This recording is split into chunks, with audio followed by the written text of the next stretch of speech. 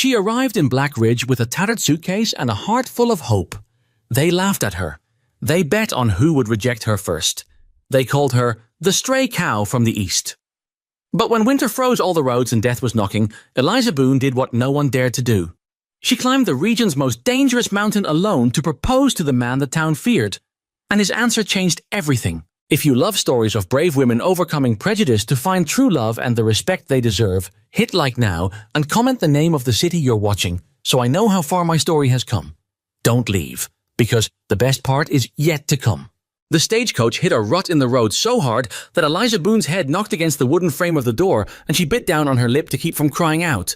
She pressed her fingers to the spot above her ear and stared out at the landscape passing by. Scrubby pines, grey rock, a sky the colour of old pewter, hanging low over everything like a lid pressed down on a pot. She told herself it was excitement, the tightening in her chest. She told herself it was the cold air sneaking through the gaps in the coach door, the reason her hands wouldn't stop trembling. She told herself a lot of things on that 3-day ride from Harlan Junction, most of them lies, but they were the kind of lies a person needs to make it through the next hour without coming apart. The letter from Jeremiah Colt was folded 4 times and tucked into the inside pocket of her coat, pressed against her ribs. She hadn't read it again since Harlan. She'd read it so many times before that she could have recited every word without looking. A man of steady means and honest character seeks a wife of good temperament and willing disposition. Frontier life is hard, but rewarding for those of strong constitution. Correspondence welcomed through the Black Ridge post office. She had written him first. That had taken her 3 drafts and an entire afternoon, sitting at the small desk in the back room of the dressmaker's shop where she worked in Caldwell, Ohio. She'd described herself honestly. She'd thought that was important. She'd thought honesty was always the right foundation, and told him she was 29 years old, dark-haired, broad in frame, strong from years of work, capable with a needle and with figures, and willing to build something if someone would let her try. He had written back. 3 letters over 2 months, each one warmer than the last. He'd mentioned his property outside Black Ridge, the cattle he was building toward, the house he'd framed out himself with timber he'd cut. He'd signed the last letter. I look forward to meeting you, Miss Boone. Safe travels. She hadn't told anyone she was going. She had no one in Caldwell who needed telling. Black Ridge was smaller than she'd expected, though she didn't know exactly what she'd expected. A main street with a general store, a livery, a saloon with a cracked front window, a post office the size of a large closet. Maybe 40 buildings scattered out from that center like thrown dice. The mountains rose up behind the town on 3 sides, enormous and grey and indifferent, and the wind came down off them with a bite to it even in early September. The stagecoach stopped in front of the general store and the driver climbed down and opened the door without ceremony. Eliza gathered her traveling bag and stepped out, and she stood for a moment on the dirt street and looked around and breathed the cold mountain air and thought, I can do this. Jeremiah Colt was already there. She recognized him from the description he'd given. Tall, red-haired, wearing a brown coat with brass buttons. He was standing in front of the general store with 2 other men she didn't know, and when the coach door opened, he turned to look, and she watched his face. She had learned over the course of her life to watch faces very carefully in the moment of first sight. People believed they were subtle. They were almost never subtle. There was usually a flicker, something that crossed through the eyes before the social mask came up, and she had become very skilled at reading that flicker. Jeremiah Colt's flicker lasted about 2 seconds. Long enough. His eyes went from her face to her body and back to her face, and something shifted behind them. A kind of calculation, a reassessment, a closing of a door. He recovered quickly. He put on a smile that didn't reach his eyes and walked toward her with his hand out. Miss Boone, he said, welcome to Black Ridge. Mr. Colt. She shook his hand. His grip was brief. He let go quickly. Good to meet you in person. Long trip? 3 days from Harlan. Not too bad. There was a pause that stretched 2 beats too long. Behind him, one of the 2 men he'd been talking to, short, with a thick red beard that was starting to go orange at the tips, turned to say something quietly to the other, and the other one made a sound that wasn't quite a laugh. Jeremiah Colt's ears went slightly red. He said, "Let me help you with your bag," and reached for it in a way that felt more like he needed something to do with his hands than actual courtesy. She didn't give him the bag. She held onto it and looked at him steadily. "It's fine," she said. "I've got it." He bought her a meal at the saloon. That was where people ate in Black Ridge, there being no restaurant, and he sat across from her and asked polite questions about her trip and her work in Ohio, and whether she'd traveled much, and she answered each one carefully, watching him the whole time, and waiting for him to say what she could already see he was working up to. He lasted through most of a plate of beef stew before he got there. "Miss Boone," he said, and put down his fork. I want to be straight with you, because I think you're owed that. Go ahead. He looked at the table, not at her. When I put out that correspondence, I had a picture in my mind of the kind of woman who might suit this life out here. It's hard country. The winters are long. I need someone who can... He stopped. Tried again. The thing is, I just don't think I don't think this is going to work out. Eliza set her own fork down. She picked up her water glass and drank from it slowly. She put it back down. You're saying no. I'm saying I don't think we're well suited. Because of how I look. That's not... He started to say it wasn't that. And then he stopped himself. And she was almost grateful for that small honesty at least. I just don't think we're suited, he said again. She nodded. She picked up her fork and finished the rest of her stew because she was hungry and she'd paid for nothing on this trip and she was going to eat the meal she'd been bought. Jeremiah Colt sat across from her in uncomfortable silence and didn't seem to know what to do with himself. When she was done, she stood up and picked up her bag. Thank you for being direct, she said, and she walked out. The first problem, the immediate, grinding, practical problem, was that she had $31 left and no way back to Ohio that cost less than 23 of them, and no job waiting for her if she got there. The dressmaker's shop had replaced her already. She'd sold most of her things before she left. She stood in the street outside the saloon and did the arithmetic in her head for what felt like the 100th time in the past month, and the arithmetic kept coming out the same wrong way. She needed somewhere to stay. She needed work. She needed enough time to figure out the next part before the winter closed off the mountain passes completely. She went to the general store. The man behind the counter was maybe 50 with a thin face and watchful eyes. His name, she'd learn later, was Dale Pruitt, and he knew everything that happened in Black Ridge within about 4 hours of it happening. I'm looking for lodging, she said, and work, if there's any to be had. He looked at her for a moment. You're the bride, he said. Not unkindly exactly, but not kindly either, just matter of fact. I was supposed to be, she said. Now I'm just a woman looking for a room. He thought about it. Widow Holt takes in boarders. 2 doors down. Blue curtains. Thank you. She turned to go, and from somewhere behind her in the store she heard a woman's voice say to someone else, at a volume that was not accidental. Poor thing made the whole trip for nothing, though I don't know what she expected looking like that. Eliza kept walking. She'd learned a long time ago that turning around only made it worse. Widow Holt's name was Agnes, and she was 72 and moved like someone who'd decided that pain was just the price of still being alive and wasn't worth complaining about. She gave Eliza a room at the back of the house, small, cold, but private, with a window that looked out at the mountain, and charged her $4 a week, which was manageable if Eliza found work quickly. What can you do? Agnes asked, not unfriendly, just practical. Sewing, alterations, garment repair, some dressmaking if there's fabric for it. I can keep books. I did accounts for the shop in Ohio. I'm good with numbers. Agnes looked at her, steadily. Nellie Marsh does the sewing hereabouts. She won't take you on. She'd see you as competition. Hector Payne at the land office is the one who does books for most of the businesses, and he'd not give that up to a woman. She paused. There's washing. Nobody likes doing washing. Then I'll do washing, Eliza said. She started the next morning. The days that followed had a particular quality to them that she would later struggle to describe. Not exactly miserable because she had a roof and work and enough to eat, but relentlessly grinding in a way that left her tired in a place sleep didn't reach. She took in laundry from 4 households, which kept her busy from early morning to afternoon.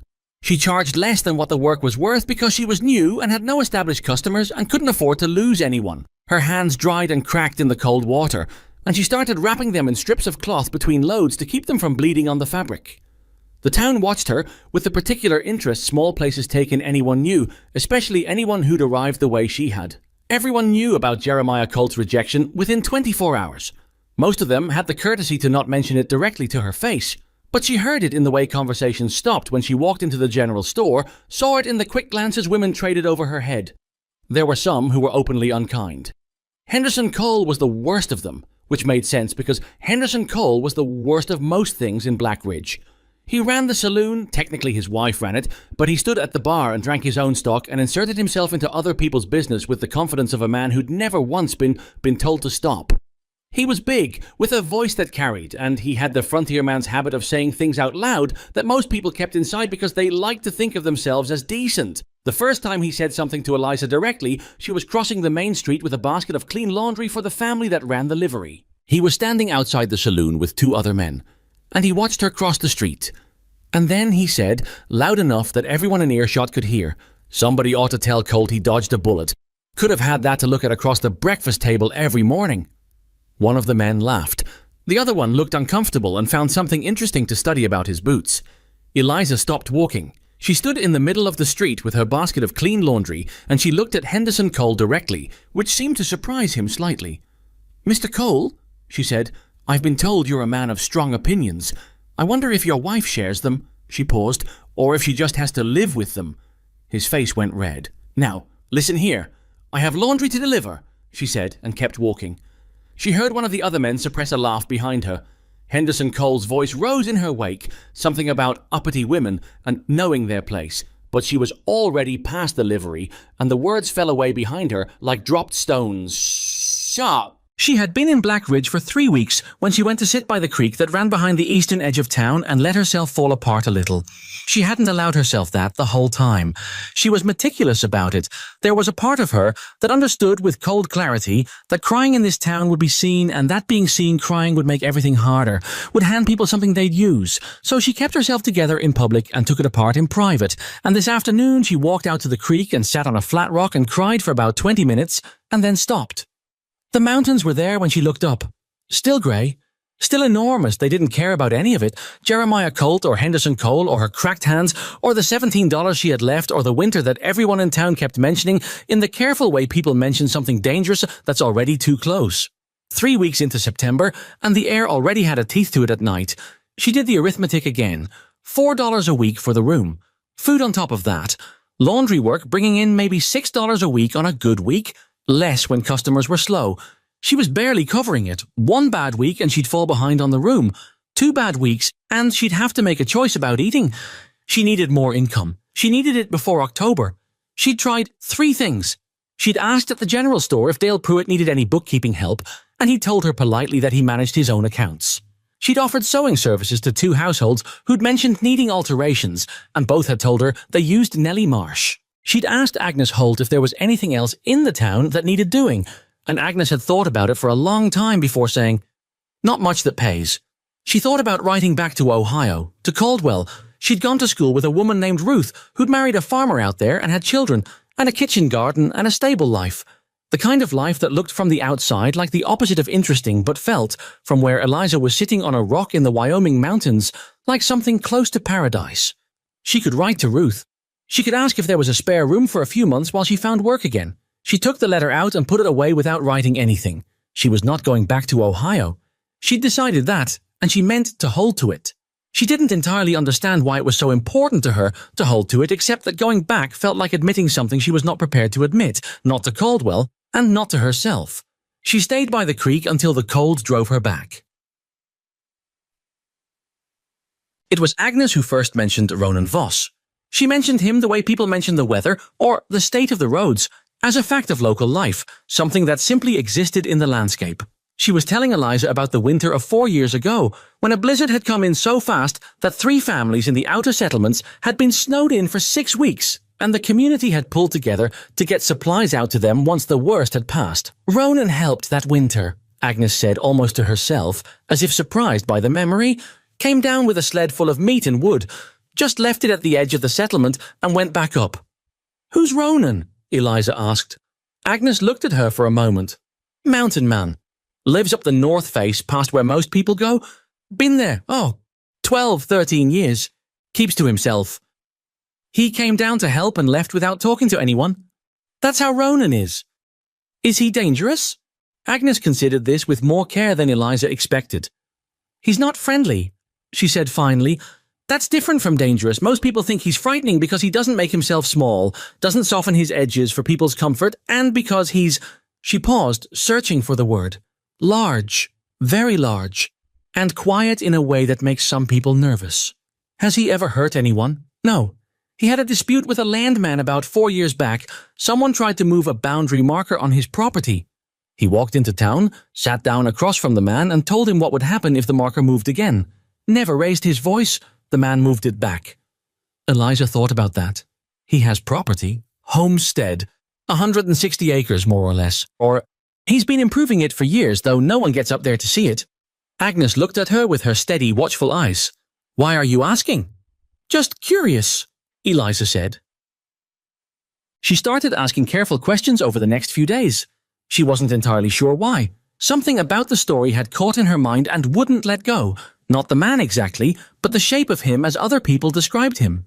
A person who existed outside the town's social mathematics. Someone who had his own land and lived his own life and didn't need Blackridge's approval to do it. What she learned, Ronan Voss was somewhere around 35. He'd come to the mountains from somewhere back east. No one was entirely sure where, and he'd never said. He'd claimed his homestead under the Settlement Act and built on it himself, over years, and the people who'd seen the property from a distance said he'd done good work. He came into town maybe 3 or 4 times a year. Bought supplies, didn't linger. He wasn't unfriendly exactly, just entirely uninterested in conversation for its own sake. He'd never married. He'd never, as far as anyone in Blackridge knew, expressed any interest in marrying. He was, by most people's account, going to spend his life alone up that mountain, and this seemed to suit him fine. She heard 2 different versions of his appearance. One man at the saloon, she'd gone in for a meal and had to endure Henderson Cole watching her with that smug waiting look, told her Ronan was enormous, like a bear that had learned to walk upright, with hands that could break a man's wrist without thinking about it. A woman at the dry goods store described him more simply. He's big, yes, but it's his eyes that get you. He looks at you like he's deciding something, and you feel it. Eliza thought about that too. The first frost came on September 28th. She woke that morning to find ice on the inside of her window pane. Just a thin film of it, but it was there, and it told her something she'd been calculating toward for 2 weeks. The winter was coming in fast. She'd heard 2 separate people in the past week mention that this year looked like a hard one. The old-timers were saying so, pointing at the way the animals were behaving, the early cold, and she'd filed that information carefully. Her money, $11.60. The room cost $4 a week. She had 2.5 weeks before she ran out, assuming nothing went wrong. And something would go wrong. It always did. A customer slow to pay. A day of laundry ruined by a dropped basin. Any single small thing. She sat on the edge of her bed in the cold morning and looked at her cracked hands and thought about her options very clearly, without flinching, which was something she'd taught herself to do somewhere around age 15, when it had become apparent that flinching didn't change arithmetic. She could go back. She didn't have quite enough for the stage, but she could probably get there on credit. Tell the driver she'd have it when she arrived, hope that someone in Ohio was willing to pay it off. She could try to borrow money. Agnes might lend her some, but Agnes was 72 and surviving on a small fixed amount herself, and it felt wrong to ask. She didn't know anyone else well enough. She could try harder to find work here, in a town that had already shown her most of its closed doors. Or she could do the thing she'd been circling around for 2 weeks. She sat there for a long time in the cold, looking at nothing. Then she got up and started getting dressed. Then she made herself eat a full breakfast because she had a feeling she'd need it. She asked Agnes which trail went up to Ronan Voss's homestead. Agnes looked at her for a long moment. Why? Because I need to talk to him. About what? Eliza met her eyes. About whether he'd be willing to marry me. Agnes was quiet for what felt like a very long time. A log shifted in the stove. The wind pushed at the window. Girl, Agnes said finally, I know how it sounds. Do you know what you're walking up into? I know I'm out of other options, Eliza said. I know he's got a homestead, and I've got skills that would be useful to a person trying to run one.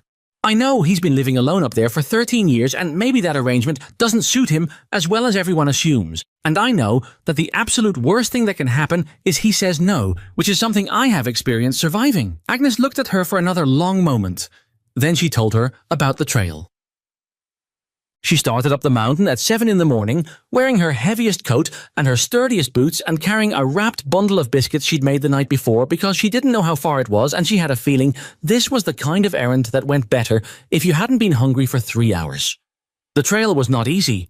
It was steep and rocky in places and the cold was sharper up here than in the town, and the pines were thick enough that the light came through in broken pieces that made the shadows move in ways that were slightly unsettling. She could hear the mountain around her. Wind in the upper branches, something moving through the underbrush a ways off, the creek that crossed the trail twice in the first hour. She thought about what she was going to say. She'd rehearsed several versions of it in her head since the night before, and none of them sounded quite right.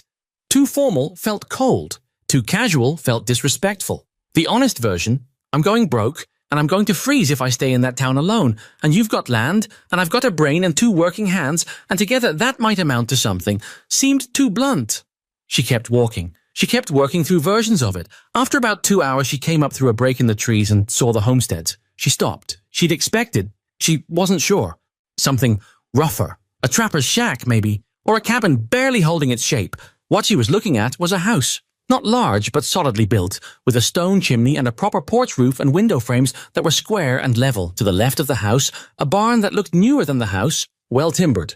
A corral with 2 horses in it, both of them looking at her now with ears forward. A kitchen garden that had been put to bed for the winter, the beds turned over and mulched. Whoever Ronan Voss was, he was not a man who did things halfway. She stood at the edge of the clearing for a moment, long enough to collect herself, and then she walked across the open ground toward the house. She was 20 feet from the porch when the door opened. She'd been told he was large. She had not quite understood what that meant until he was standing in his own doorway, which was a standard doorway for a house, and his head was nearly level with the top frame. He was broad through the chest and shoulders, wearing a heavy wool shirt and canvas work pants, with dark hair that needed cutting and a beard that had grown in without particular attention. He looked like a man who had been in the middle of something practical when the sound of her approach had made him stop. He stood there and looked at her. His eyes were dark. Brown, she'd think later, but so dark they were nearly black in the shadow of the doorway. And the expression in them was not hostile. It was simply watchful, assessing. She stopped at the bottom of the porch steps and looked back at him. Ronan Voss, she said. Yes. My name is Eliza Boone. I'm staying in Blackridge. She paused. I'd like to talk to you if you're willing. He was quiet for a moment. She had been warned he was a man of few words, and she could feel the silence pressing out from him in a particular way, not aggressive, but absolute, like he was a person who never filled silence just to fill it. All right, he said. He stepped back from the doorway and held it open. She climbed the steps and went inside. The inside of the house was warmer than she'd expected and cleaner than she'd hoped. Not spotless, because it was a working man's home and there were tools on the table and mud on the floor near the door, but it was organized with the particular order of someone who lived alone and knew exactly where everything was. A stone fireplace on the far wall, a good fire in it, a table, 2 chairs, shelves with supplies arranged neatly, a rifle on hooks by the door. He gestured towards the table without saying anything. She sat down. He sat down across from her.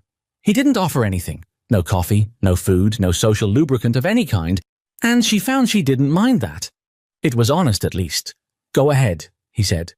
Eliza folded her hands on the table and looked at him directly, and she said the thing she'd decided to say on the walk up, which was the honest version because the honest version was all she had left. I came to Blackridge in September as a mail-order bride for a man named Jeremiah Colt. He took one look at me and said no.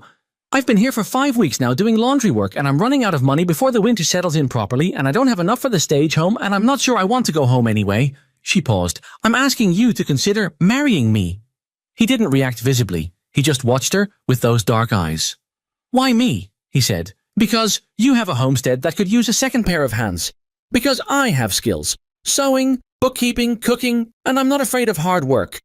Because everyone in that town is going to tell me you'll say no faster than Colt did, and I've decided that's not a reason to not ask. She met his eyes. And because I've got nothing to lose. There was a long silence. Outside, one of the horses in the corral made a sound. The fire settled. Wind pushed against the walls of the house in a way that reminded her, viscerally, of what was coming. Ronan Voss looked at her for a long time. Long enough that she felt the silence begin to press, but she didn't try to fill it. She'd said what she had to say. The rest was his. Finally, he said, You walked up here alone? Yes.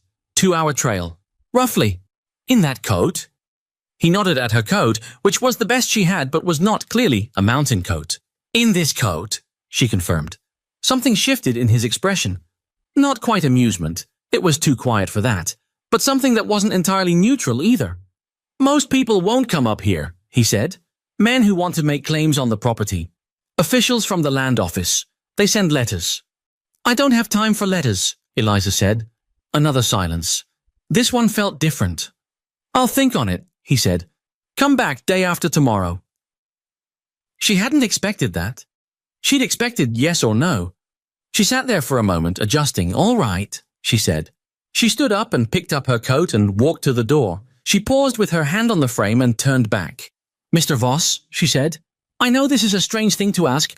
I know I'm a stranger, and this isn't how these things are supposed to go. I'm not asking you to feel any particular way about it. I'm asking you to consider it like a practical arrangement between two people who both have something to offer." He nodded slowly. "I understand." She went back down the steps and across the clearing and into the trees, and she didn't look back, and she didn't let herself think too hard about it until she was well down the trail and out of sight of the homestead. Then she stopped and leaned against a pine tree and breathed. 2 days. He'd said 2 days. She'd survived worse waits. She put one foot in front of the other and started down the mountain toward Black Ridge, and the wind came down off the peaks above her, and she leaned into it, and she kept going. Word got out. Of course it got out. This was Black Ridge. By the following morning, at least a dozen people knew that Eliza Boone had gone up the mountain to ask Ronan Voss to marry her, and the reaction to this information was swift and unanimous. Everyone thought it was the most ridiculous thing they'd ever heard. She heard it in the saloon, where she'd gone for the evening meal, and Henderson Cole held court at the bar in a voice designed to carry, "First Colt turns her down, now she's going after old Ronan. What's next? Is she going to try the grizzly bears up on the north face?" Laughter around the bar. At the dry goods store, a woman named Pauline Marsh, Nellie's cousin, waited until Eliza was 2 feet away before saying to her companion, just quietly enough to maintain the pretense of a private conversation, "I heard she actually walked up there and asked him, can you imagine? The gall of it, like he'd want..." And then a significant pause, and a look that finished the sentence without words.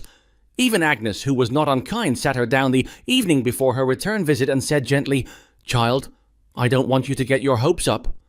"I don't have my hopes up," Eliza said. "You're going back up tomorrow." "I told him I'd come back for his answer. I'm going to do what I said I'd do." Agnes looked at her steadily. "He's going to say no, Eliza." "Then he'll say no, and I'll make other arrangements." "What arrangements?" Eliza was quiet for a moment. "I don't know yet, but I'll figure it out." Agnes studied her for a long time. Then she sighed and stood up and went to the kitchen and came back with 2 cups of tea. "Drink this," she said. "And tell me honestly, is this about him, or is this about proving something?" Eliza took the cup. She thought about this question seriously, because Agnes was right to ask it, and it deserved a real answer. "Both," she said finally. "I think. Is that bad?" Agnes considered it. "No," she said. "That's human." Jank. She went back up the mountain on the second day, and the cold was worse, a real cold now, with wind that pushed through every gap in her coat and made her eyes water, and she walked the 2 hours in a kind of focused silence and tried not to think about what she was walking toward. He was waiting for her. That was the first thing she noticed. He was outside on the porch, which meant he'd seen or heard her coming and hadn't gone back inside. He was standing with his arms folded, looking out at the clearing, and he turned when she came through the tree line. She crossed the clearing. She stopped at the bottom of the porch steps and looked up at him. "Well," she said. He looked at her for a long moment, that same assessing look, the one that didn't feel unkind, just serious. "I've got conditions," he said. Something loosened in her chest. Conditions meant he hadn't said no. She kept her face steady. "Tell me." "This would be a real marriage, legal and proper. I don't do things halfway." "Agreed." "You'd live here on the homestead. It's not Black Ridge. It's not close to people. That's fine. You'd have to learn the work. Some of it's hard. I'm not afraid of hard work. And," he paused, "just briefly, I'd need time to know you. And you'd need to know me. I'm not an easy person." She looked at him. He was not looking away from her, and she held his gaze and said, "Mr. Voss, I walked up a mountain alone in a coat that's not enough for this weather, to ask a man I've never met to marry me, because it was the best option I could think of.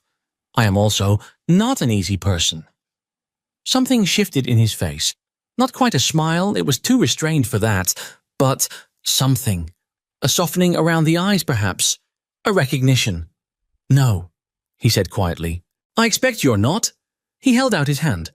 Not the brief, dismissive way Jeremiah Colt had offered his, but straightforward, deliberate. She climbed the step and took it. His hand was enormous, twice the size of hers, with calluses ground deep from years of work. His grip was firm and even, and he shook once and held for a moment, and she could feel the steadiness in him, the absence of performance. "All right," he said. "We'll do this." She nodded. She did not cry. though something pulled at her throat that would have been crying if she'd let it. "All right," she said back. The wind came down off the mountain top above them, cold and indifferent and real, and the pines moved in it with a sound like something breathing, and Eliza Boone stood on the porch of a homestead she'd never seen before last week, and held a stranger's hand and felt for the first time in months like she might be standing on solid ground. She didn't know what was coming. She didn't know about the syndicate. She didn't know about the survey stakes someone had already driven into the far corner of Ronan's land, or the men who'd put them there, or what those men were willing to do to take what they wanted. She knew exactly one thing. She had asked and been answered, and she was done waiting for someone to give her a place. From here, she'd have to build one. They were married 4 days later, in the land office, with Dale Pruitt and Agnes Holt as witnesses because those were the only two people Eliza could think to ask. The officiant was a man named Caldwell, no relation to the town in Ohio, though she registered the coincidence, who performed the brief ceremony with the neutral efficiency of someone who did this rarely and had long since stopped attaching any feeling to it. Ronan wore a clean shirt. That was the most she could say about the ceremony's formality. He stood beside her and answered the required questions in his usual direct way, without hesitation and without any of the small performance of emotion that usually marked these occasions. She found she didn't mind that either. She was not in a position to want things dressed up. Agnes squeezed her hand afterward, briefly, with enough pressure that Eliza understood it as something real, rather than ceremonial. Dale Pruitt shook Ronan's hand, then hers, and said, "Congratulations to you both," in a tone that was neither warm nor cold, just the tone of a man recording a fact.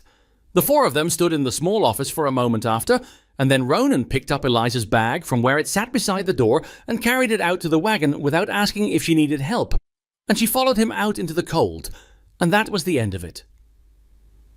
The drive up the mountain took longer in the wagon than it had on foot, because the trail widened enough for a cart on the lower half but grew narrow and rocky above a certain point, and Ronan had to navigate it carefully.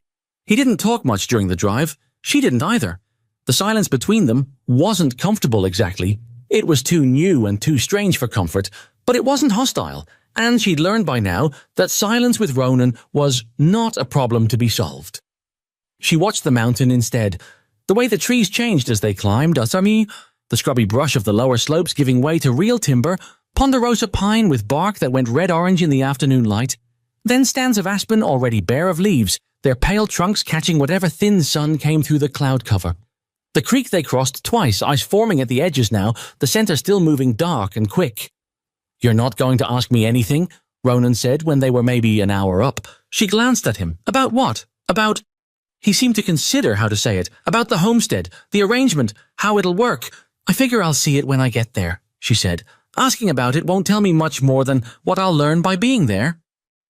He was quiet for a moment. "Most people need more information than that." "I've already made the decision," she said. "More information isn't going to change it. I'd rather put my energy into what comes after." Another silence, shorter this time. "My wife Ruth," he started and then stopped, and Eliza felt something cold that had nothing to do with the temperature. She waited. "I had a wife before," he said more carefully. 7 years ago. She died in her second winter here. Fever." Eliza was quiet for a moment. "I'm sorry. I'm not telling you for sympathy," he said. "I'm telling you because you should know the house has— there are things in it. From before. I haven't cleared everything out." She looked at him, but he was watching the trail ahead. His jaw was set in a way that told her this was not a subject he was comfortable with, not because he was hiding something, but because he was a man who didn't find it easy to offer up pieces of himself and had done it anyway because he thought it was necessary. "I'll follow your lead on that," she said. "What you want kept, we keep. What you want dealt with, tell me." He nodded, once, and didn't say anything else, and she turned back to watching the trees. The homestead was different in the late afternoon than it had been that first morning. The light came in from the west and hit the stone chimney and the porch boards in a way that made it look briefly like something warm lived there. Smoke was already coming from the chimney. He'd banked a fire before coming down for the ceremony, she realized, and the 2 horses in the corral moved and snorted when the wagon came into the yard. He showed her the house methodically, kitchen first, where the wood stove sat with a good supply of split wood stacked alongside. A dry goods shelf that he'd stocked before her arrival, she noticed. Flour, salt, beans, dried meat, a small sack of cornmeal. The bedroom, 1 bed, which they both looked at without comment, and a chest of drawers and a hook on the wall for clothes. A small room beside it that held tools and a folded canvas tarp and, in the corner, a rocking chair with an old quilt draped over it. He didn't comment on the quilt, and she didn't ask. Back outside, he showed her the barn and the root cellar. Well stocked, she was relieved to see, with enough provisions to last a long winter if they were careful. The root cellar, in particular, was impressive. Organised shelves with canned goods and smoked meat and dried vegetables, a bin of potatoes that were still firm, a barrel of apples packed in straw. "You put this up yourself?" she asked. "Yes." She looked at the shelves. "This is enough for 2 people through the winter." "I stocked for 2, he said. "Once I said I'd do it, I did it." She turned to look at him. He was standing in the doorway of the root cellar, the grey afternoon light behind him, and he looked back at her with that straightforward, undecorated way he had of looking. "Thank you," she said. "That was thoughtful." He shrugged, just slightly. "Practical." She let him call it practical. She thought it was both. The first weeks had a texture she hadn't anticipated. She had expected hard, and hard it was. The work of a mountain homestead being relentless in a way that laundry in Blackridge had not been, even at its worst. Up before dawn to start the fire and heat water, animals to see to, the 2 horses, and a small flock of chickens Ronan kept in a lean-to beside the barn. Cooking on a wood stove that required precise management of both temperature and fuel.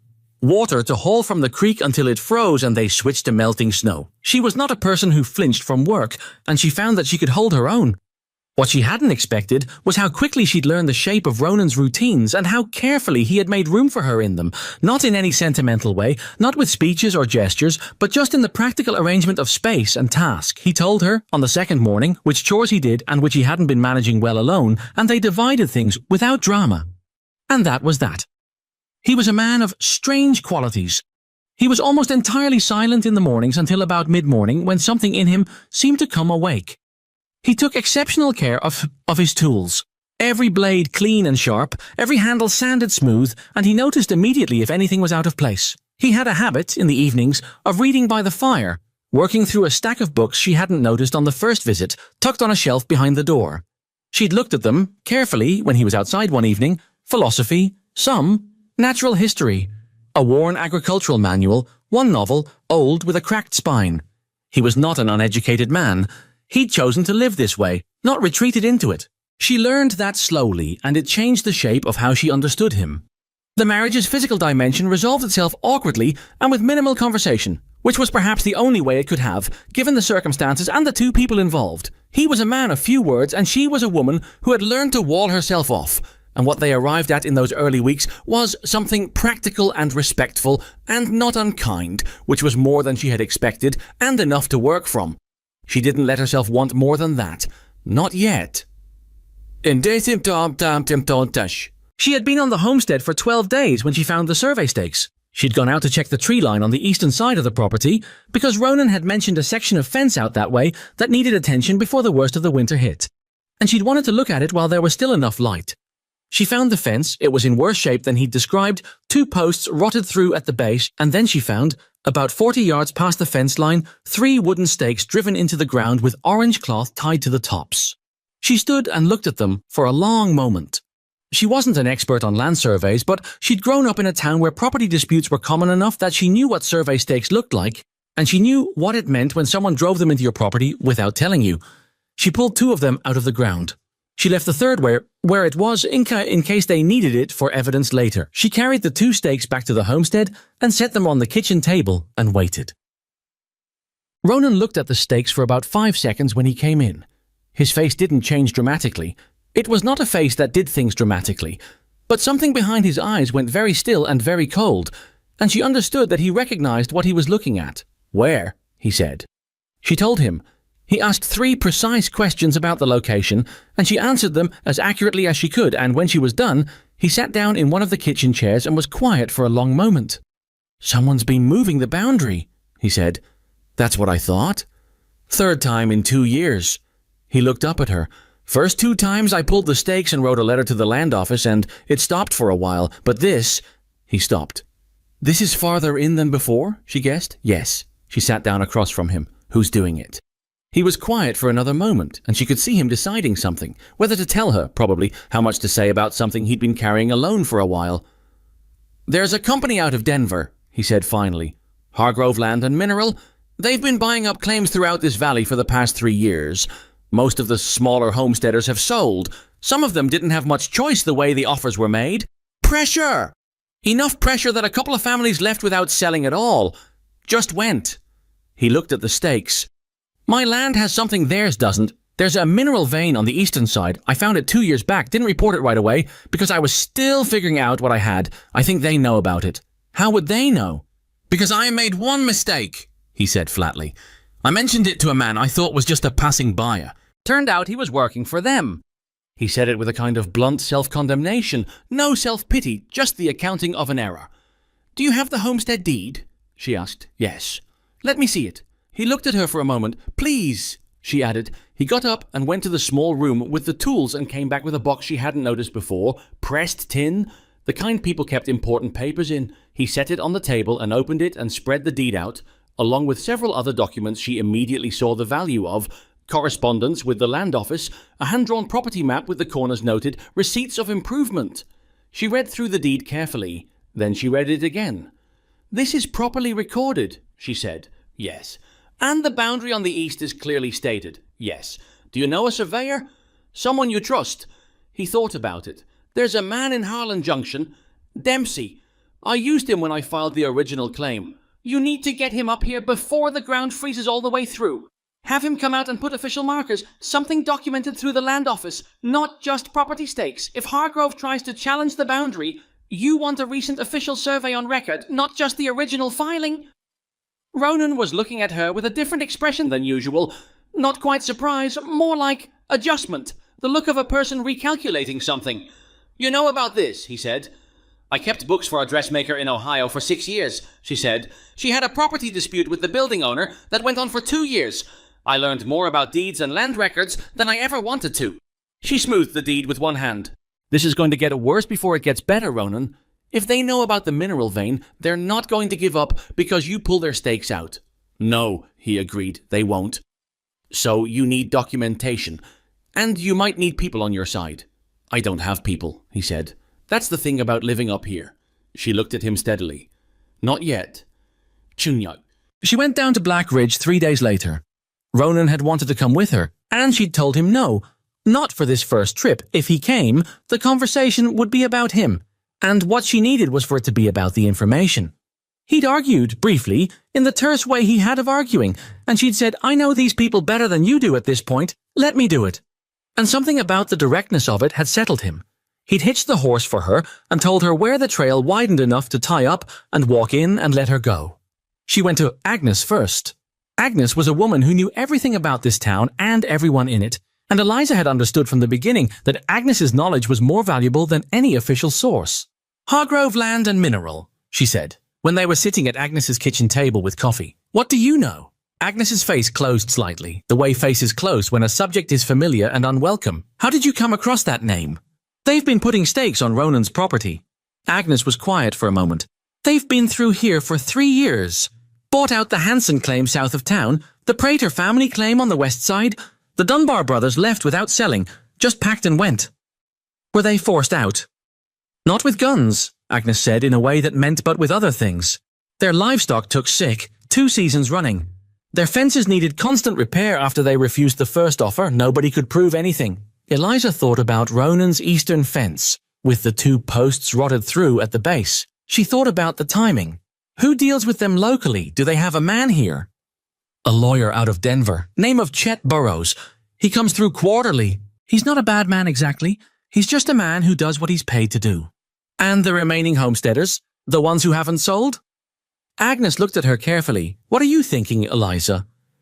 I'm thinking that if Hargrove is working this valley systematically, Ronan isn't the only one they've been pressuring. I'm thinking that individually, none of these families has the resources to fight a Denver land company, but together, she stopped.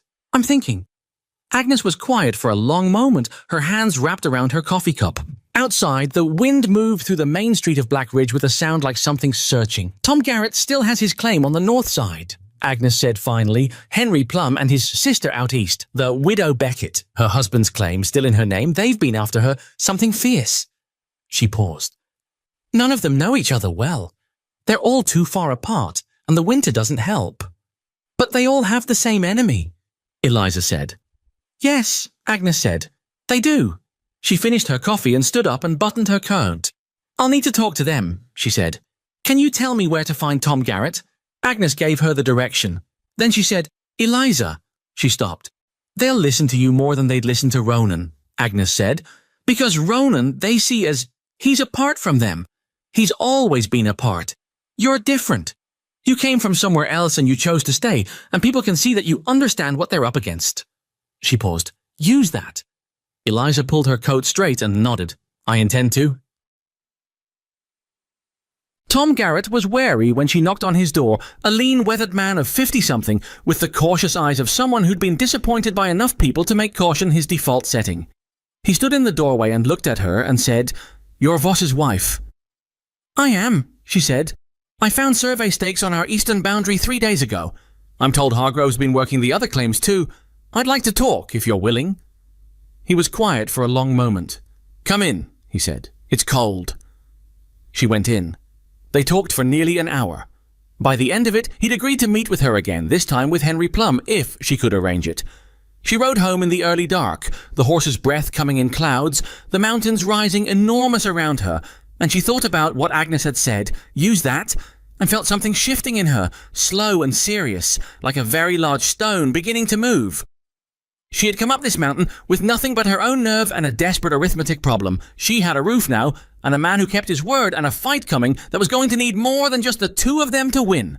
She was already planning. The meeting with Henry Plum happened on a Thursday at Tom Garrett's place, because Tom's homestead sat roughly in the middle between the other claims, and because Tom had a barn big enough to hold people without everyone freezing. Eliza had spent 4 days arranging it. She'd ridden out twice more in weather that had no business being ridden in. The kind of cold that turned the inside of your nose to ice within 10 minutes and made the horse want to turn back every quarter mile. She'd spoken to Henry Plum and his sister Dorothea, who lived on the eastern claim their father had filed and left to them jointly, and who received her with the same wary, measuring silence that seemed to be the default expression of people who'd been out here long enough to know that strangers usually wanted something.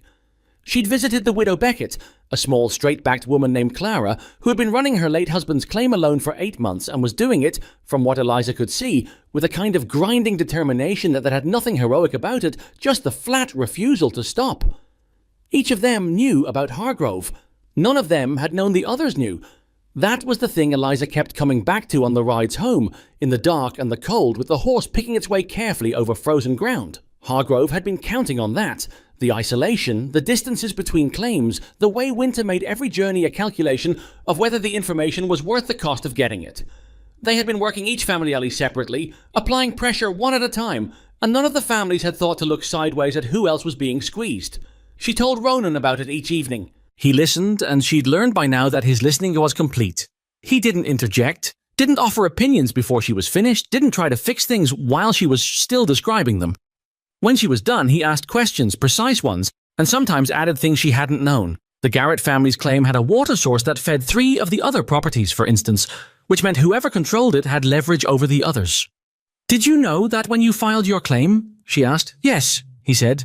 I made sure my eastern boundary didn't cross it. Garrett needs that water more than I do. She looked at him. You thought about that? I've been here a long time, he said. You learn to think about water. She filed that away. It mattered. It would matter later, when she needed to explain to Tom Garrett why Ronan Voss was worth trusting. The barn meeting was not easy or clean. Easy and clean was what happened in stories. What actually happened was that 5 people who barely knew each other sat in a cold barn on upturned buckets and crates and talked over each other and got defensive and retreated into suspicion at least twice before anything useful happened. Henry Plum was the hardest. He was a broad, ruddy man in his 40s who'd come west from Pennsylvania and had the particular stubbornness of someone who'd sacrificed a lot to get somewhere and wasn't ready to admit the somewhere might be more complicated than he'd thought. He looked at Eliza across the barn and said, No offense, ma'am, but what exactly is your stake in this? You've been on the mountain, 6 weeks?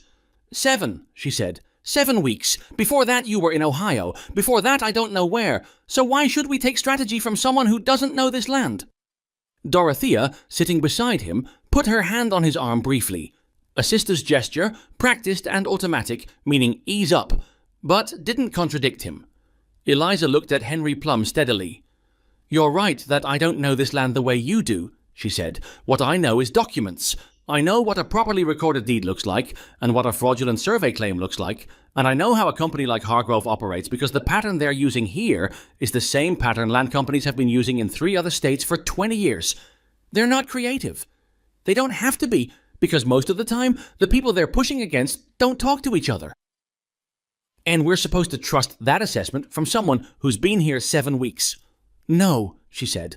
You're supposed to look at your own deed and Garrett's deed and Mrs. Beckett's deed and compare the boundary descriptions to the survey stakes that have appeared on your properties and then make your own assessment. She paused. Have you had stakes appear? A silence. Henry Plum's jaw moved slightly. East corner, he said finally. 2 months ago. And you pulled them? Course I pulled them. Did you document where they were? Write down the location, the date, keep the stakes. He didn't answer, which was an answer. That's what I thought, she said, not unkindly. That's what all of us did. We pulled them and felt like we'd won something, and they just drove new ones. The documentation is how you stop it from being their word against yours when this gets to a land court. She looked around the barn at all of them. And it will get to a land court. That's where this is going. That's where Hargrove wants it, because they have lawyers and we have to build a case from scratch. Clara Beckett spoke for the first time. She had a quiet voice that had the quality of something that had once been louder and had been worn down by circumstances. My husband sent 3 letters to the land office before he died. Never got a real answer. Just a form letter saying the matter was under review. Did he keep copies of his letters? I did, she said. I kept everything. Eliza looked at her. Good. That's very good, Mrs. Beckett. That's exactly what we need. They met twice more before the pass closed for winter. And by the 3rd meeting, something had shifted in the room, reluctantly, imperfectly, with Henry Plum still pushing back on half of what she said just out of habit, but shifted nonetheless. They had, collectively, a box of documentation that Eliza was beginning to organize into something resembling a coherent record. Deed copies, survey correspondence, dates and locations of boundary incursions, a letter from the widow Beckett's husband that named a Hargrove representative directly and described a specific threat. It wasn't enough yet, but it was the beginning of enough. Ronan came to the 3rd meeting. He hadn't wanted to, not out of reluctance, but because he'd said, they're more likely to listen if it's you. And she'd said, they need to see that you're part of this, not just a property being defended, and he'd agreed to come without further argument. He sat at the edge of the group and didn't say much. But when Tom Garrett asked him directly about the water source and whether he'd be willing to put in writing that he had no claim on it, Ronan said yes without hesitating, and she watched the shift in Garrett's posture. Small but real, the relaxing of something he'd been holding against Ronan for a long time. On the ride home that evening, dark coming down fast and the temperature dropping, she said, "You knew about Garrett and the water source when we got there." "Yes." "And you knew that saying yes without hesitating would matter to him." A pause. "Yes." She looked at him sideways, the horses walking close on the narrow trail. "You understand people better than you let on." He was quiet for a moment. "I just watch," he said. "Most people don't much." It was the longest statement of personal philosophy she'd heard from him in 7 weeks of living in the same house. She thought about it the rest of the way up the mountain. The pass closed in the 3rd week of November. It didn't close dramatically. There was no single storm that sealed it off. Just a gradual accumulation, each night a little more snow. Each morning the trail a little less passable. Until the morning she went out to the barn and the snow was above her knee and still coming down, and she understood they were in it now, properly in it, until spring made a decision about when to arrive. The homestead contracted around them. The world narrowed to what could be seen from the windows and what could be reached on foot through the snow. She learned things about Ronan that she wouldn't have learned any other way, that he slept less than she did and was often already up and at the stove when she woke, not from insomnia exactly, but from what seemed like an inability to be still once his mind was running, that he had a low tolerance for cold indoors and kept the fire built high, which she didn't mind, that he was a better cook than he'd implied, and had a particular way with dried beans that she'd not managed to replicate no matter how carefully she watched. He learned things about her too, she could tell. She could see it in the small adjustments he made without commenting on them. He stopped offering to take over tasks when she was midway through them, which had annoyed her in the early weeks. He started leaving a lamp lit when he knew she'd been writing late, without saying why. He'd noticed, without her saying anything, that she had bad days with her hands. The cracking and bleeding she'd been dealing with since the laundry work in Black Ridge And he'd found a tin of something in his supplies and left it on the windowsill beside the kitchen basin without explanation, and she'd tried it, and her hands had improved enough that she'd wanted to say something about it and hadn't quite known how. She was not a woman who found gratitude easy to express. He was not a man who seemed to need it expressed. They were managing. There were difficult nights. The close quarters and the dark and the cold had a way of pressing on whatever a person was holding, and she held more than she usually let on. There were 2 nights in November where she lay awake and looked at the ceiling and thought about her life in Caldwell, Ohio, not with longing for it exactly, but with the particular grief of someone who'd wanted something different for themselves and had spent years not getting it and still wasn't entirely sure if what they'd found instead was what they'd meant. Those nights she was not good company for herself, and she tried hard not to be bad company for him. He had his own version of it. She noticed it in December. Twice. She woke to find him not in the bed and found him sitting in the kitchen by the banked fire, not reading, just sitting. She didn't ask. She made tea and handed him a cup and sat across from him, and they sat there until the fire needed building up and then went back to bed. He didn't say anything about it, and neither did she, and the next morning was ordinary. She thought about the quilt in the back room. She thought about a woman named Ruth who had spent 1 winter here and not made it through to the second. She thought about the particular loneliness of a man who'd rebuilt something from that and kept on building, alone for 7 years, until a strange woman had walked up his mountain and asked an impossible question. She didn't say any of that out loud. She stored it. Dad. The Hargrove letter arrived in December, slipped under the door of the general store with her name on it. Dale Pruitt held it for her, knowing she couldn't come down, and sent it up with a man who made the supply run in mid-December before the upper trail became truly impassable. The letter was from Chet Burrows, the Denver lawyer Agnes had named. It was written in the language of legal courtesy, which meant it was threatening while maintaining the posture of being reasonable. It informed her, as the spouse of Ronan Voss, that Hargrove Land and Mineral had commissioned an independent survey of the Eastern Valley, and that certain irregularities had been identified in the boundary of the Voss homestead claim. It invited them to a meeting in Black Ridge in the spring, at which point a mutually agreeable resolution might be discussed. The phrase mutually agreeable resolution appeared 3 times. Eliza read the letter twice at the kitchen table while Ronan stood by the stove. Then she put it down and looked at it. They know the pass is closed, she said. Yes. They sent this now, so we'd spend the winter worrying about it without being able to do anything. That would be the idea, Ronan said. She looked up at him. It's a good tactic. Yes, he said. It is. She tapped the letter once with her finger. The independent survey they mention. It's not independent. They hired whoever they hired to find what they needed to find. That's how this works. She thought for a moment. Have you written to Dempsey? The surveyor from Harlan. 2 weeks ago. He'll come in the spring. Before the meeting. It needs to be before the meeting. I told him that. She nodded slowly. Then she got up and went to the tin box where they kept the documents and took it to the table and opened it. She started reading through things she'd already read, looking for what she might have missed. Ronan sat down across from her after a moment. He didn't say anything. He just sat there while she worked, and when she looked up an hour later, he was still there, and something about that, the straightforward fact of another person simply being present, made her throat tighten in a way she hadn't expected. She looked back down at the documents. I think there's something here about how the original claim was filed, she said, keeping her voice even. The surveyor's notes from when you filed. Do you have those? Bottom of the box, he said, wrapped in the brown paper. She found them. She started reading. Outside, the snow came down in the particular silence of a mountain winter, dense and total, erasing the world below the tree line and pressing the homestead into itself, and inside the lamp burned steady on the table between them. And she read, and he watched her read, and the fire in the stove kept the cold back by a margin that was enough.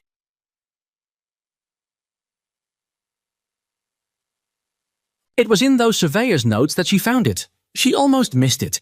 It was buried in the technical language of the original boundary description.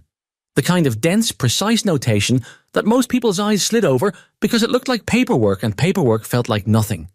But she'd spent 6 years with a woman who'd fought a property dispute, and she'd learned to read this kind of language the way other people read plain speech. There was a reference in the original notes to a secondary marker, a permanent stone marker placed at the northeast corner of the claim, per the surveyor's standard practice for mountain homesteads where wooden stakes could shift with the frost. A permanent stone marker. Documented. Dated, filed with the original survey. If that marker was still in place, and stone markers, unlike wooden stakes, didn't get moved easily, especially if Hargrove's people hadn't known to look for it, then the boundary question wasn't a question at all.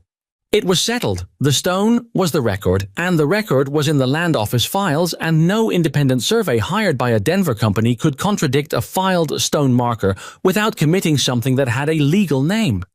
She set the document down carefully. "Ronan," she said. He looked up.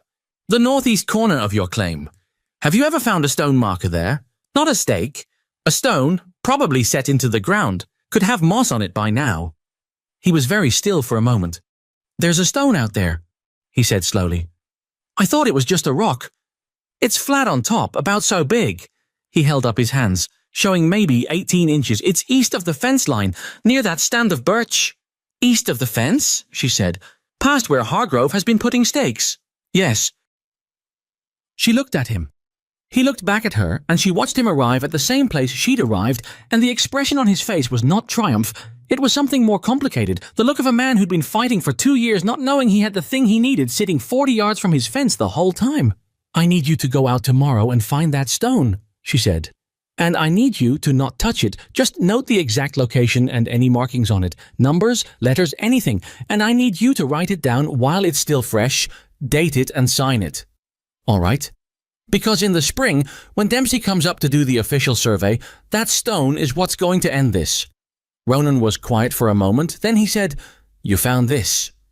"It was in the paperwork." "I've had that paperwork for 13 years. "You weren't looking for it," she said. "You were building a fence." He looked at her across the table, the documents spread between them, the lamp throwing its steady light over all of it. His expression was the same one she'd seen on the porch the day she'd taken his hand at the... Not quite readable, too restrained for that, but not closed either. Something moving behind it that he wasn't in the habit of showing. "Eliza," he said. "Don't," she said quietly. "Don't make it into something it isn't. I read some paperwork. Tomorrow, you go find a rock." A pause. Then the corner of his mouth moved. Barely. Just enough. "All right," he said. "Tomorrow I find a rock. Tomorrow." She started putting the documents back in order, and outside the snow kept coming down, and she felt the weight of the winter around them, like something that could be endured, and something else beneath that, quieter and less certain and not yet named, that she was not ready to look at directly but could feel, the way you feel warmth before you turn to find the fire. Good. Ronan found the stone the next morning. He came back inside after an hour, snow on his boots and his coat, and he set a piece of paper on the table without saying anything. She picked it up. He'd drawn the location carefully, the stand of birch he'd mentioned, the distance from the fence line, the position relative to 2 other landmarks he'd noted, and in the center of the drawing, a rough sketch of the stone itself, flat, roughly rectangular, with 2 sets of characters carved into the upper face. A survey number, and below it, a date. The date matched the original filing. She looked at it for a long time. "It's there," he said. Unnecessary, but she understood why he'd said it. Some things needed saying out loud to be real. "It's there," she confirmed. She set the paper down and smoothed it with her palm.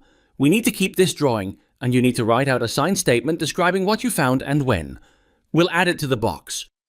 "Already wrote it." He put a second piece of paper on the table. His handwriting was plain and deliberate, the kind of hand that didn't flourish but didn't waver either. She read it through. It was precise and factual, and said exactly what needed saying without embellishment. "Good," she said. He sat down and poured himself coffee from the pot on the stove and didn't say anything else, and she sat across from him with the papers between them and thought about spring, which was still 4 months away, and about what 4 months was long enough for Hargrove to do if they decided waiting wasn't serving them. She was right to think about it. She just hadn't expected it to happen as fast as it did. The first sign came 3 days into January. Ronan went out to check the eastern fence. He walked it every week regardless of weather, which she'd thought was excessive until she understood it was the kind of discipline that had kept him solvent for 13 years.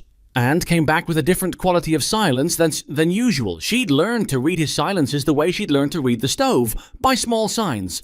Whether his shoulders sat differently, whether he moved with purpose or with that particular contained stillness that meant he was working something through, this was the second kind. "What?" she said. "2 fence posts pulled out," he said. "Not fallen, pulled. The holes are still there, ground broken clean around them." She looked at him. "When?" "Last 2 days. The snow's been over them, but not long over them. They came up in the last 2 days," she said slowly, "while the pass is still closed." "There's a lower trail," he said. "Longer. Takes you around the south face. In good conditions, it's a 4-hour ride. In this, he paused. It's hard, but someone who knew it could do it. So they have someone local. He looked at her steadily. Yes, that changed things. A Denver company sending men over a clothes pass to pull fence posts in January was not just legal maneuvering. It was a message. We can reach you, even up here, even in winter. It was designed to unsettle, and it was working, in the sense that she felt it working and was making a conscious effort not to let it show. Did you bring the posts back? They're on the porch. Good. Add it to the record. Date, location, condition of the holes, the fact that they were pulled and not fallen. Everything. Eliza. His voice had a different note in it. She looked up. I need to know something, he said, honestly. All right. Are you scared? She held his gaze. Yes, she said. Are you? A pause. Not the way I used to think scared felt, he said, but something close to it. She nodded. Good, she said. That means we're taking it seriously. He looked at her for a moment with that expression she still hadn't entirely mapped, the one that wasn't quite readable but wasn't closed, and then he got up and went to the desk for paper and started writing the record of the fence posts, and she turned back to the document box and kept working. In February, they came closer.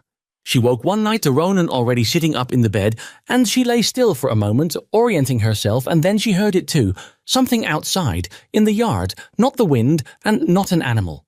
A sound with human intention behind it. She knew the difference. Ronan was out of the bed and at the rifle before she'd fully processed it. She got up and went to the window and looked out without moving the curtain, and in the thin moonlight on the snow she could see a figure near the barn. Just one, as far as she could tell. Standing at the barn door. Ronan was already at the front door.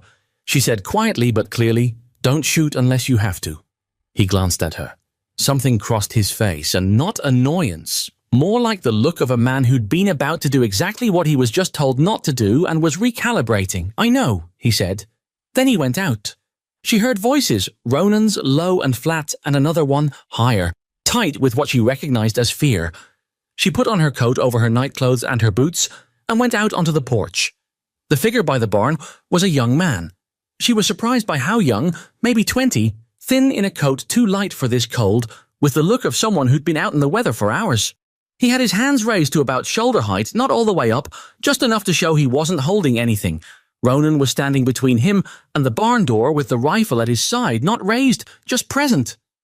"Tell me again," Ronan said. I wasn't going to do anything." The young man's voice was shaking, and she wasn't certain it was entirely from cold. "I was just supposed to look, see what was in the barn, that's all they said." "Who said?" There's a man at the Dunbar place, the abandoned one on the south slope. He's been there 2 weeks, him and one other. They paid me to come up here and look." Eliza came down the porch steps. Ronan glanced at her but didn't move. She looked at the young man. He was shaking properly now, either the cold catching up to him or the situation or both. "What's your name?" she said. "Billy Marsh." She knew that name. Nellie Marsh's family, the seamstress who'd gotten to Blackridge's sewing work before Eliza had. Small town, inevitable connection. "Billy," she said, "how'd they find you?" "I owe money. At the saloon." He swallowed. "Cole told them I needed work." Henderson Cole. She filed that name in a particular place in her mind, a place she was keeping reserved for things that would need attention later. "How much?" she said. "Ma'am, how much do you owe?" A pause. Miserable. $11. She looked at him for a long moment. He was 20, maybe younger, and cold and frightened, and someone had found his weakness and used it. She'd seen that before. It was one of the oldest methods there was. "All right, Billy," she said. "Here's what's going to happen. You're going to come inside and warm up, and you're going to tell us everything you know about the men at the Dunbar place. Everything. Who they are, what they've told you, what they're planning. And when spring comes and we go down to Blackridge, we're going to need you to say what you've said tonight in front of other people." Billy Marsh stared at her. "I know what you're afraid of," she said. "But right now you're also standing on a mountain in February in a coat that's not right for it after breaking onto a man's property, and your options are limited. I'm offering you a reasonable one." A long silence. Wind in the pines. Ronan stood absolutely still, which she suspected was, in its way, more persuasive than anything she'd said. "Okay," Billy said finally, very quietly. She turned and went back up the porch steps. "Come in out of the cold," she said. "Both of you." Billy Marsh knew more than she'd expected, partly because the men at the Dunbar place had underestimated him.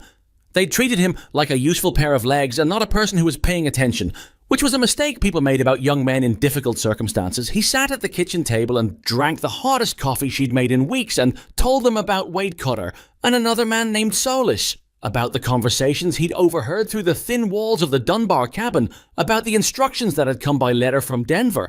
She was nearly certain it was from Chet Burrows or someone above him, outlining what they were to accomplish before the spring thaw.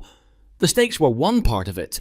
The fence posts were another, but the part that mattered most was what Billy told them about the land office in Harlan Junction. "They've got a man there," he said. "I don't know his name, but they talked about him. Someone who can change things in the records." Eliza and Ronan looked at each other across the table. "Change the records," she said carefully. "You mean alter the file documents?" "That's what it sounded like. Make the boundary look different than it does. I don't know exactly how." Billy wrapped his hands around the coffee cup. "That's why they want you gone before spring. If you're still here when the survey happens, there's no time to—" He stopped, working through the logic of it. "If you leave, the claim lapses. Then there's nothing to contradict." She looked at the tin box on the shelf. Inside it, the surveyor's notes with the reference to the stone marker. Inside it, Ronan's signed statement from January. Inside it, every piece of documentation she'd spent the winter assembling. "If they alter the land office records," she said slowly, "the stone marker is the only thing that can't be altered. Because it's physical. It's in the ground. Their survey says the boundary is here, our stone says it's there, and the stone was placed by a licensed surveyor whose notes are in that same land office." She paused. "They'd have to alter those notes too, and if they've already done that, or if they try, that's a federal offense," Ronan said. "A significant one," she agreed. She sat back and looked at the ceiling for a moment. She was building something in her head, the shape of what they needed to do, the sequence of it, what had to happen before the spring meeting and what could happen after. It was like looking at a document full of numbers and finding the single wrong one that made everything else fall wrong around it. She'd been trained to do this without knowing that's what was being trained. "Billy," she said, "when you go back to those men at the Dunbar place, you're going to tell them you went to the barn and didn't see anything useful, and the property looked empty for the winter." He blinked. "You want me to go back? I want you to continue exactly as you were. Can you do that?" He thought about it with more seriousness than she'd expected. "Yeah," he said finally. "Yeah, I think so. If they send you up again, you come here first and tell me. Same story to them. You looked. Nothing useful." She met his eyes. "When this is over, I'll make sure the $11 gets paid." Ronan looked at her. She felt it, but didn't look back. "You don't have—" Billy started. "I know I don't have to," she said. "We're doing it anyway." Turn. She and Ronan sat at the table after Billy had gone, warming his way back down the south trail with better instructions and a better coat from Ronan's supplies. The fire was low and she built it up and put the kettle on and sat back down and looked at the box. "You just recruited him," Ronan said. "I just gave him a reason to be on the right side." "It's the same thing." "Maybe." She looked at her hands on the table. The tin on the windowsill had helped. They were better than they'd been in months, though not completely. Probably not ever completely. "I need to get word to the other families before the pass opens. Tom Garrett especially. If they're working our boundary, they're working his too. And the water source. If they can compromise that—" "I know a way through the South Pass," Ronan said. "Not easy, but possible. I can get to Garrett's place." She looked at him. "In this weather? I've done worse." She wanted to argue against it on pure instinct. The weather was serious. The trail in February was not a thing to be taken lightly, but she understood that he knew this mountain better than she would know any piece of land in her lifetime, and that the instinct to tell him not to go was not the same as a real reason for him not to. "How long?" she said. "A day out, a day at Garrett's, a day back, if nothing goes wrong. And if something goes wrong, then longer." He said it flatly, without drama, and she appreciated that. She didn't need reassurance. She needed information. "Tell Garrett about the land office," she said. "Tell him we think records may have been tampered with. He needs to get his own copies of his filed documents before the spring, from a different office, not Harlan Junction, if that's where they've got someone." "There's another land office in," she thought, "Meridian, 60 miles east. He can write." "I'll tell him," she nodded. Then, because she was a person who had spent her whole life not saying things that needed saying and she was trying to stop, "Be careful." He looked at her. "I will. I mean it." "I know," he said. "I know you do." He left the following morning before she was fully awake, and she heard the barn door and the horses and then the particular silence of a house with one person in it, which was a silence she had known her whole life and which felt now different from how it used to feel. Heavier, but not in a bad way. More like the weight of something that mattered. She spent the day alone working through the documents and writing out a clear summary of everything they had, the stone marker, the boundary records, the fence post incidents, Billy Marsh's account, in a form that could be read by someone who didn't know the background. A clear, factual account, the kind that held up when someone tried to pick it apart. It took all day. She wrote 2 drafts and consolidated them into one and read it through 3 times, and when she was done, she put it in the box with the rest and banked the fire and went to bed. 3 days later, Ronan came back. He was cold through and his horse was tired and he had ice in his beard that hadn't entirely thawed, and he stood in the kitchen doorway and said, "Garrett's in. He's going to write to Meridian." She let out a breath she'd been holding for 3 days. "Good," she said. "Sit down. There's food." He sat down and she put a plate in front of him and he ate without talking while the fire built back up and the cold that had come in with him slowly retreated to the corners of the room. She sat across from him and watched him eat and felt the strange, specific relief of someone returned from somewhere dangerous, not uncomplicated, not without the irritation of having been frightened for days, but real. "Henry Plum," she said. "Garrett will talk to him. And Clara Beckett. Garrett knows her better than I thought. Turns out her husband helped him with a fence repair 2 years ago. He feels like he owes her something."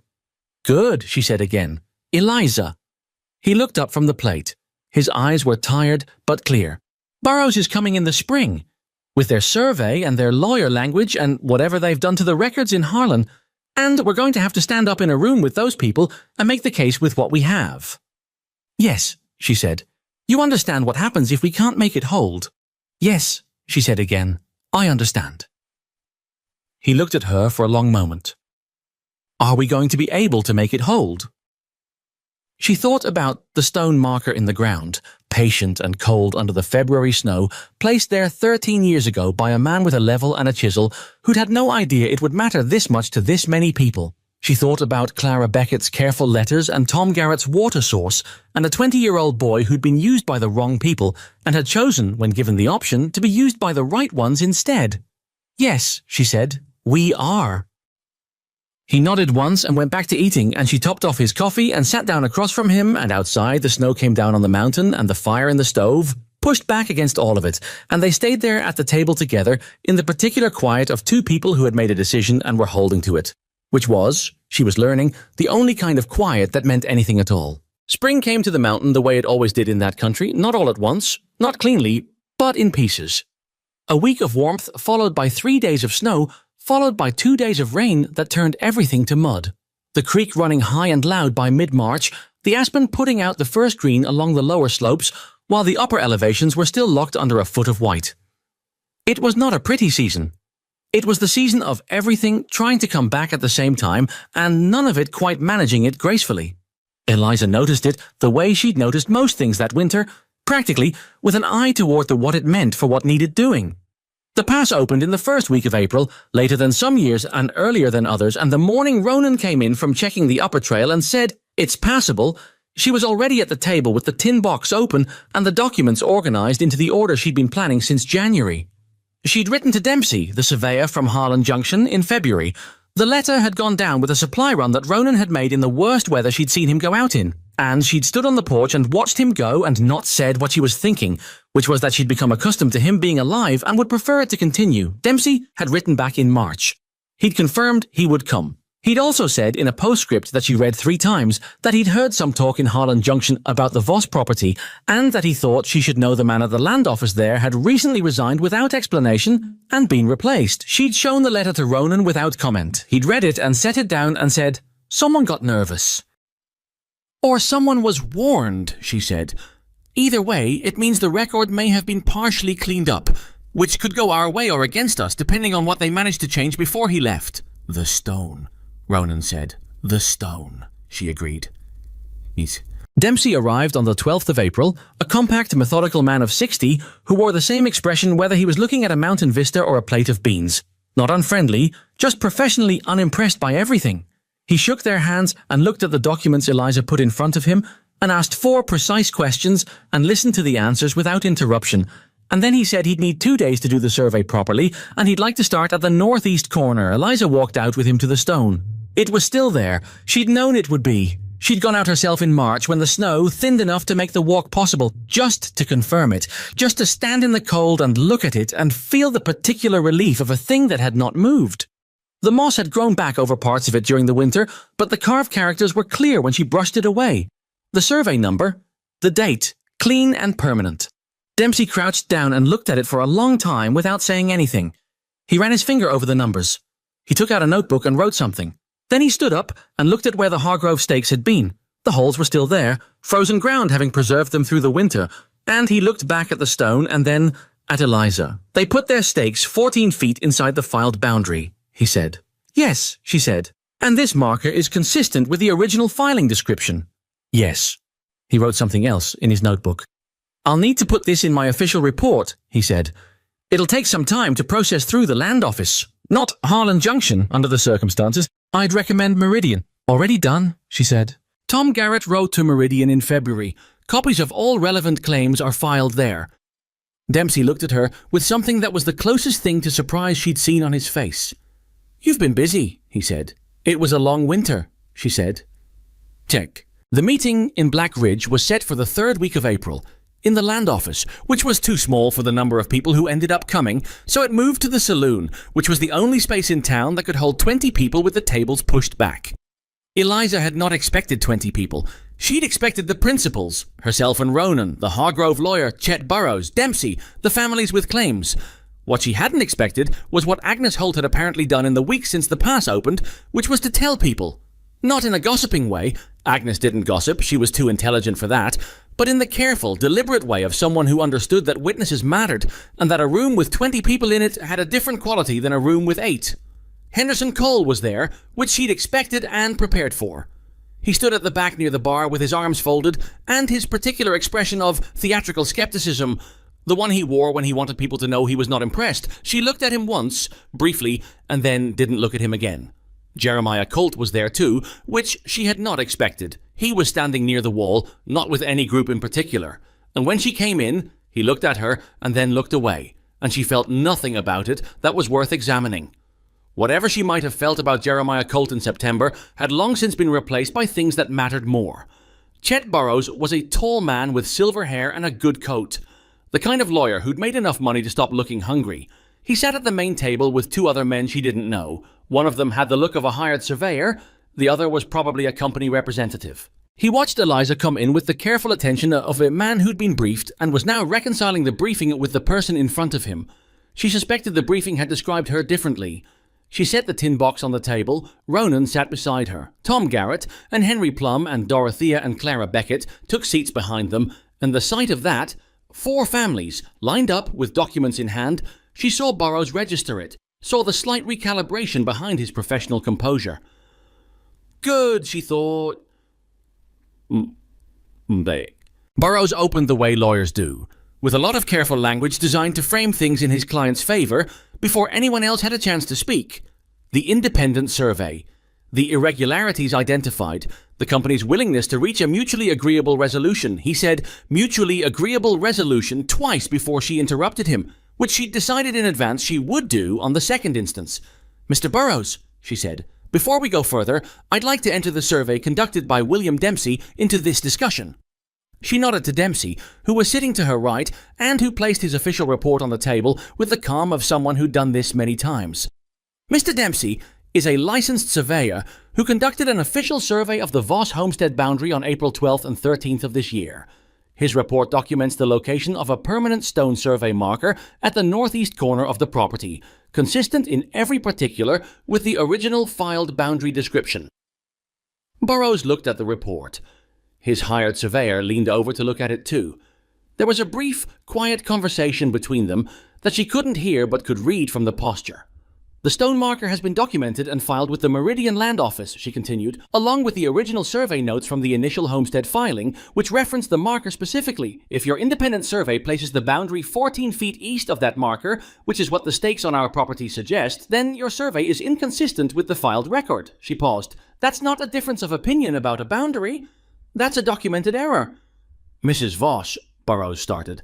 "I'm not finished." She kept her voice level. Not aggressive, just clear. "I'd also like to place on record that between January and March of this year, fence posts were pulled from the Voss property on 2 separate occasions. We have dates, locations, and witness accounts." She didn't say Billy Marsh's name. She'd told him she wouldn't unless it was unavoidable. "Additionally, we have reason to believe that an employee of the Harlan Junction Land Office may have had an improper relationship with your company, which may explain why that individual recently left his position. We're not making a formal accusation today. We're noting it as context." The room was very quiet. Burroughs looked at her for a long moment. He was not a stupid man. She'd understood that from his letter, and she could see him calculating. He'd come into this room expecting to negotiate with a mountain man who didn't know how to fight a legal battle. He'd found something else, and he was smart enough to know the difference. "These are serious claims," he said carefully. "Yes," she said. "They are." The company representative said something quietly to Burroughs in a tone she couldn't hear.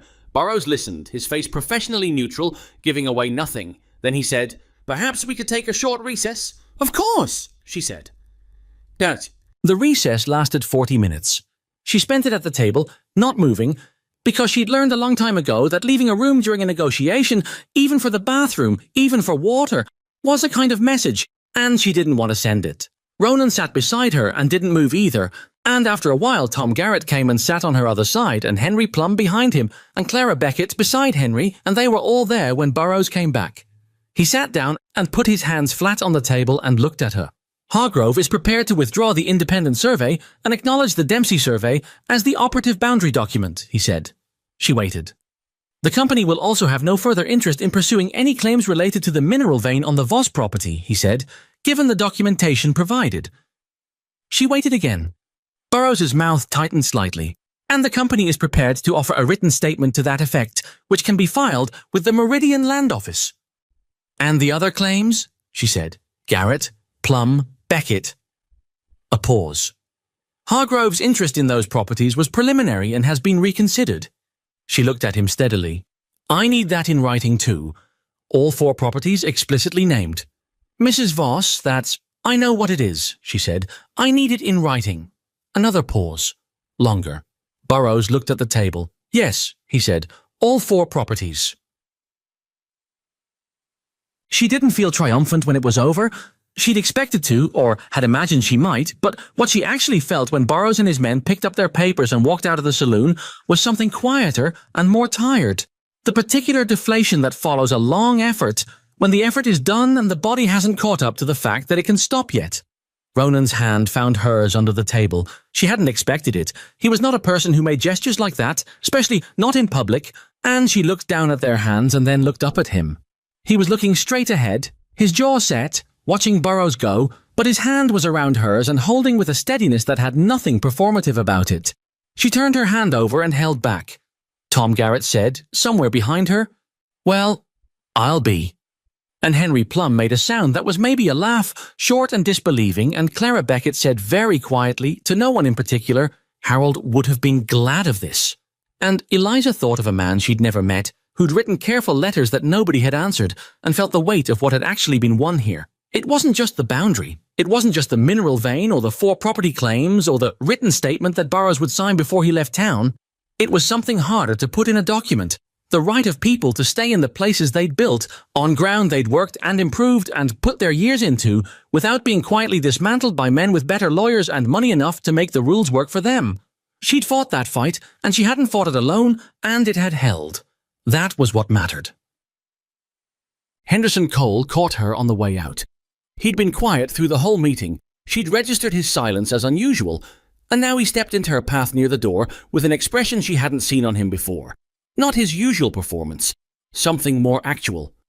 "Mrs. Voss," he said. She stopped and looked at him. He stopped, tried again. He was a man unaccustomed to the particular kind of sentence he was trying to construct. She could see that, and she had just enough patience left to let him find it. "What you did in there, the whole winter, from what I hear." He cleared his throat. "I said some things. When you first came. That weren't— You said a lot of things, Mr. Cole." "Yes." He held her gaze, which cost him something, she could tell. I did. She looked at him for a moment. She thought about being generous, about letting him off with less than what he owed her. She thought about September, standing in the street with a basket of clean laundry and a voice carrying across the distance between them like it had every right to. "Don't say them again," she said, "to me or to anyone else who comes through that door looking for a chance. That's all I want from you." He nodded once. "Yes, ma'am."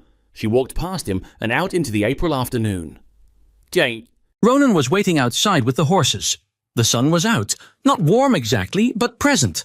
The kind of spring sun that promises more than it delivers but is welcome anyway. The main street of Black Ridge was moving with ordinary life around them. Dale Pruitt, sweeping his porch, a wagon coming up from the south, two women talking outside the dry goods store who looked over when Eliza came out and who, she noticed this, she registered it without fanfare, did not drop their voices or look away quickly, but nodded to her in a way that acknowledged something.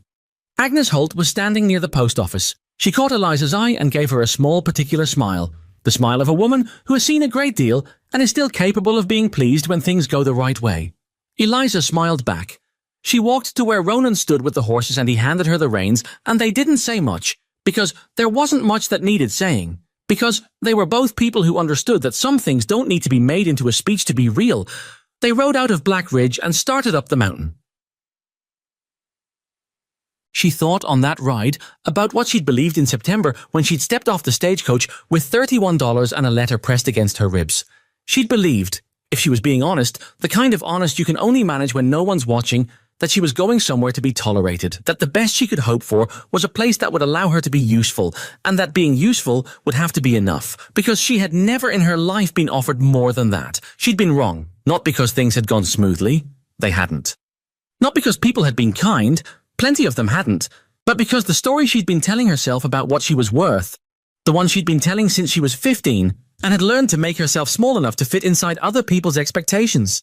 That story had turned out to be just a story. And like most stories people tell themselves about their own limitations, it had not been able to survive actual evidence to the contrary. She thought about what it had taken. Not talent, not luck, though those were part of it. Mostly, it had taken the willingness to ask the question she wasn't supposed to ask, knock on the door she wasn't supposed to knock on, stay in the room after people had decided she didn't belong in it. She'd done those things badly and awkwardly, and with a great deal of private terror that she'd managed mostly not to show. That was all. That was the whole of it. She thought about other women like her, not just in body but in circumstance, women who'd been told in 100 different ways that the choice was between making yourself smaller or making yourself invisible, and that those were the only options. She thought about Clara Beckett running a dead man's claim alone, and Agnes Holt at 72, managing on a fixed amount in a small house, watching everything and saying little and knowing more than anyone gave her credit for. She thought about Dorothea Plum, who deferred to her brother in public and had clearly been doing half the work of the claim since they arrived, and who had added at the end of the third barn meeting 2 observations that had sharpened the argument in ways Eliza hadn't thought of herself. Nobody had asked them what they knew. Nobody had thought to. She thought about that for a long time on the mountain trail, with the sun dropping west and the pines going dark around them. They reached the homestead as the light was leaving. Ronan put the horses up while she went inside and built the fire and put water on. She stood at the kitchen window and looked out at the yard. The corral, the barn, the edge of the tree line going dark, the mountains above all of it, enormous and grey and permanent in the way that made everything else feel temporary by comparison, but not in a bad way, in the way that put things at the right size. Ronan came in from the barn and shrugged off his coat and hung it, and came to the stove and stood beside her in the kitchen in the way he'd gotten into the habit of just standing there, present while she did something, not needing to fill it with anything.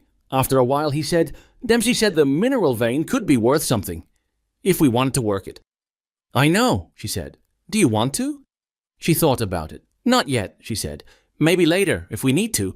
Right now I'd rather just have the land." He was quiet for a moment. "Yeah," he said. "Me too." She turned to look at him. He was watching the window, the dark coming down outside it, his face in profile, the strong line of his jaw, the beard that needed trimming again, the particular stillness of a man who had lived alone long enough to become comfortable in his own skin and was, she thought, in the slow process of becoming comfortable in the company of another person. It didn't happen fast, it happened the way the season did, in pieces, imperfectly, with setbacks, until one day you looked up and realized things had changed. "Ronan," she said. He looked at her. She'd been trying all winter to say something true about what this was, between them, in this house, on this mountain. She was not a woman who had ever had easy access to that kind of language. She'd spent too many years protecting herself for the words to come easily. But she'd also spent a winter learning that the willingness to ask the question that frightened you was, most of the time, the whole battle. "I'm glad I came up the mountain," she said. It was simple. It was nowhere near the whole of what she meant. But it was true, and it was offered without armor, and she held his gaze while she said it. Something moved through his expression, the same thing she'd seen on the porch in September when she'd taken his hand, the thing she'd been watching all winter without being able to name it. It was not romance, not the way stories used that word. It was more basic than that. It was recognition. Two people who had lived for a long time without being seen, learning, slowly and imperfectly and with a lot of silence, to see each other. "I'm glad you came too," he said. He said it the way he said most things, without decoration, without extra weight, just the fact of it placed on the table between them. It was enough. More than enough. She turned back to the stove and stirred what was in the pot, and he sat down at the table, and the fire built itself up in the way fires do when you've laid them right. And outside the mountain settled into the dark the way it always did, patient and permanent, keeping whatever it knew to itself. Tschummt. Here is what she knew. By the end of it. People will tell you what you are worth, and they will say it with such confidence that you begin to believe the confidence is evidence. It isn't. Confidence is just a tone of voice. It is the easiest thing in the world to project, and the most destructive thing in the world to absorb as fact. What is actually true about your worth can only be found by doing, by moving through the world and making decisions and seeing what holds. It is not a thing that can be handed to you or confirmed by someone else's approval, and it cannot be taken by someone else's rejection, no matter how public or how cruel. It is built, like a homestead, one piece at a time in weather that is not always cooperative, by someone who has decided to keep building. Eliza Boone had come to Black Ridge with $31 and no good options, and the very modest ambition of not dying in the cold. She had found a man who looked at her and saw something worth keeping, not because she was easy or uncomplicated or perfect, but because he was also one of those things, and they had both been alone long enough to understand the difference between what people perform and what is actually true. She had done something. She had built something. On a mountain where no one expected anything from her, she had laid a foundation under 4 families and held their ground against people who were counting on their smallness and their silence. She had been neither small nor silent. That was the whole of it. That was enough. The fire burned through the night, and the mountain stood over everything in the dark, and in the morning they both got up and went back to work. Because there was always work, and because the work, it turned out, was not the burden. The work was the point. The work was how you knew you were still building towards something, and they were.